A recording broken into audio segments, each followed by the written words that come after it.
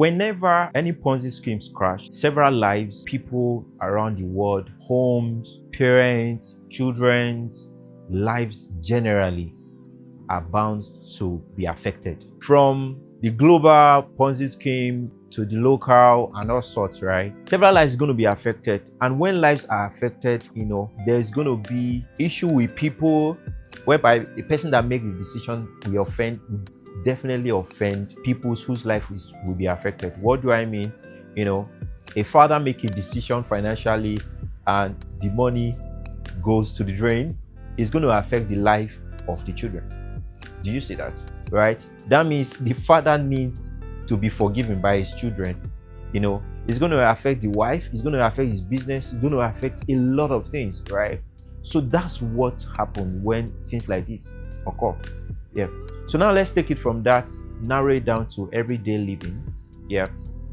A friend to another friend, these are micro Ponzi, Ponzi scheme, right?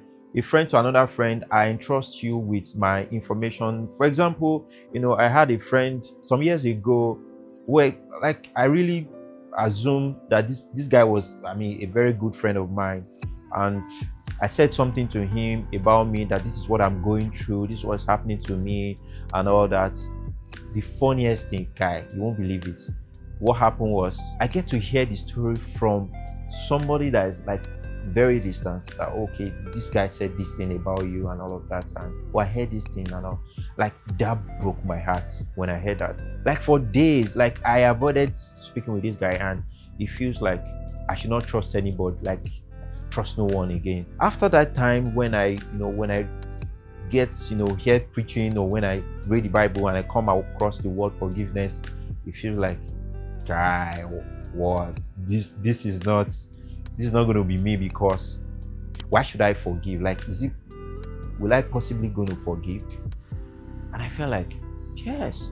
It took me a lot to actually go back and really think about that word forgiveness. And that's what happened to us on a daily life. As I'm speaking to you now, there possibly a scenario somewhere where somebody else offends another person, or get to be a conflict because of I entrusted you with an information, I entrusted you with my life or resources, or probably resources somewhere that I know I'm still going to come and make use of. And when I come back, I realize it has been messed with. So that leads to conflict, things around that. How about take your perspective from the Bible? Will Jesus do that? Or what does the word forgiveness mean? There is this general saying that the tongue and the mouth, they stay together, but they still offend each other. As much as that happens, life has to continue.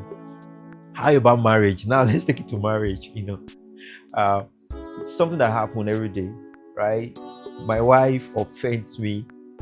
Yes, I offend her too, but we won't say because this is how my life should be, or you offend me, I'll keep staying at that. I have to forgive and move on. That's what has to be happening. Forgiveness is part of marriage. That's one of the things I've come to realize. It happens, we have to talk about things, you have to discuss things. Some things we don't even have to discuss, I just have to overlook. Or a lot of time lately for me, I just God, forgive ahead. So that's life. We can't live in this life without offending each other. The son will offend mother or parents, and we have to move on. And that's what it is. In a world we're in, it's love that makes the world go around, not hate. Look at the world we are currently. There are information flying around. There are things we read that we pick up from social media or pick up somewhere, and it feels like we start immediately relating it to life. Even we meet people, when we meet people, we already zero our mind, or we already give it a limit that, oh, this is the extent to which I'm going to love people, I'm going to give to people, I'm going to trust you people, because there are information that are already wired in your head, because trust no one, and all of that. No, that shouldn't be it. Yes, you may see it that way, but I really think you should give it a thought to think about it, that forgiveness has to be part of our life. It's something we have to do because people will generally going to offend us in our workplace, everywhere we go, around us, our siblings, in the family, and all of that. So it's something we have to see that I have to forgive, let go, and let God, right? You have to open your heart to be able to accommodate people.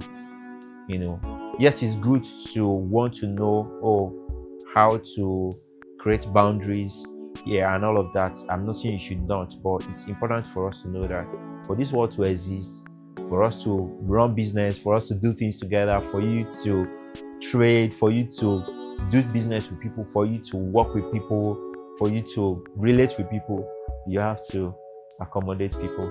Yes, the hurt will be there and all that. Yeah, I'm not actually even telling you to just take all of the things I'm telling you right now, but I really think it's important for you to just think about these things. Forgiveness has to be part of our life. I really hope with my stories, and I really hope this resonates with you at one point or another. Of your life or another. I really hope you pick a lesson, one or two from this, and let me know what resonates with you. Let me know feedback you have. Maybe there's something, a story somewhere. Let me know if we can, talk together about one of these things. And I hope this actually encourages you to forgive people. Thank you so much for listening or watching today's episode of the Kingly Podcast. Remember, as royalty, we're meant to live big. We're meant to live to forgive people. We're meant to not, just tear people apart, but forgive and let God. Let God. So remember to live big like the king that you are.